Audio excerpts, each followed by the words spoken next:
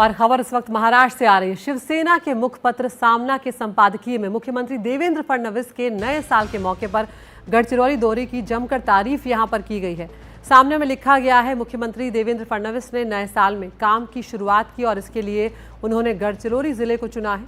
जब मंत्रिमंडल के कई मंत्री मलाईदार महकमों और विशेष जिले के ही पालक मंत्री पद के लिए अड़े हुए बैठे थे, मुख्यमंत्री फडणवीस गढ़चिरौली पहुंचे और उस नक्सल प्रभावित जिले में विकास के एक नए पर्व की शुरुआत की है। मुख्य रूप से गढ़चिरौली जिले के आम लोगों, गरीब आदिवासियों के लिए ये दिन वास्तव में एक महत्वपूर्ण मोड़ होगा। इस कदम के लिए मुख्यमंत्री का अभिनंदन किया जाना चाहिए।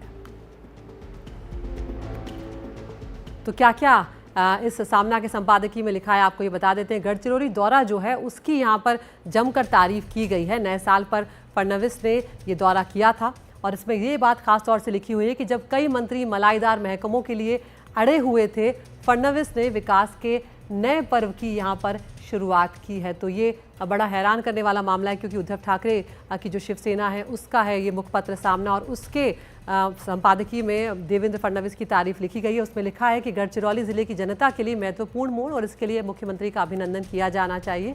तो ये अपने आप में एक बहुत बड़ी बात है। आपको यहाँ पर सुनवाते हैं संजय राउत ने क्या कुछ कहा है। देखिए, महाराष्ट्र संगीत का प्रेमी है। यहाँ बहुत से सुर मिलते हैं, कभी बेसुरे हो जाते हैं, लेकिन संगीत यहाँ हमेशा रहता है। और हमारे राजनीति में भी सुर और ताल हमेशा रहा महाराष्ट्र के। बात है कि देवेंद्र फडणवीस को उनका जो हमने आज अभिनंदन किया है, सराहना की है। क्यों किया? एक अच्छा काम किया है सरकार ने। जरूर हम अपोजिशन में बैठे हैं, लेकिन हमारी महाराष्ट्र से नाता है, राज्य हमारा है। और इस राज्य में गढ़चिरौली जैसे जिले में जो नक्सलवाद है, वो नक्सलवादी अगर आत्मसमर्पण करते हैं और संविधान का मार्ग अपनाते हैं मुख्यमंत्री के सामने, तो उनका हम स्वागत करेंगे। तो यहाँ पर इसके क्या सियासी मायने निकाले जाएंगे, क्योंकि हम देख रहे हैं संजय राउत जो हैं वो भी तारीफ कर रहे हैं मुख्यमंत्री देवेंद्र फडणवीस की। ज़्यादा जानकारी दे रहे हैं हमारे सहयोगी पारस दामा।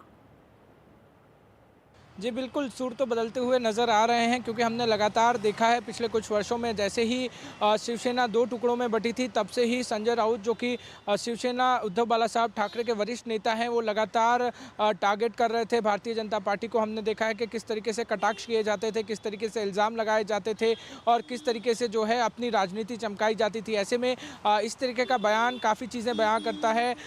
राजनीतिक गलियारों में कई बातें शुरू हो गई होंगी। ऐसे में सबसे बड़ा जो ये बात सामने आई है वो है कि महाराष्ट्र के मुख्यमंत्री देवेंद्र फडणवीस साल की शुरुआत में गढ़चिरौली जाते हैं। गढ़चिरौली में नक्सल मुक्त गढ़चिरौली बनाने के लिए नए विकास कार्य को शुरू करते हैं और उसी के लिए उनकी तारीफ जो है वो सामना मुखपत्र में की जाती है। ऐसे में संजय राउत की तरफ से ये बात आना बहुत बड़ी बातें हैं और बहुत सारी बातें जो हैं वो राजनीतिक गलियारों में अभी शुरू हो गई होगी। ऐसे में इस बात का जवाब सिर्फ भारतीय जनता पार्टी या शिवसेना उद्धव बाला साहब ठाकरे ही दे सकती है कि ये बदले हुए सुर का कारण क्या है, क्योंकि इस तरीके की तारीफ हमने बहुत कम बार देखी है। हमने नागपुर विधानसभा सत्र में भी देखा कि उद्धव बाला साहब ठाकरे खुद जो है वो महाराष्ट्र के मुख्यमंत्री देवेंद्र फडणवीस के पास पहुंचे थे, उनको बधाई दिए थे। और इसी की वजह से महाराष्ट्र की राजनीतिक गलियों में बहुत सारी बातें चल रही हैं, बहुत सारी चीज़ें जो हैं वो खुल के सामने आ रही हैं। मगर जो काम चल रहा है, जो भारतीय जनता पार्टी के तरफ से किया जा रहा है और महायुति की सरकार के द्वारा किया जा रहा है गढ़चिरौली में खासकर, वो काबिले तारीफ है। और इसी की वजह से आज सामना मुखपत्र में देवेंद्र फडणवीस जो कि महाराष्ट्र के मुख्यमंत्री हैं, उनकी तारीफ की गई।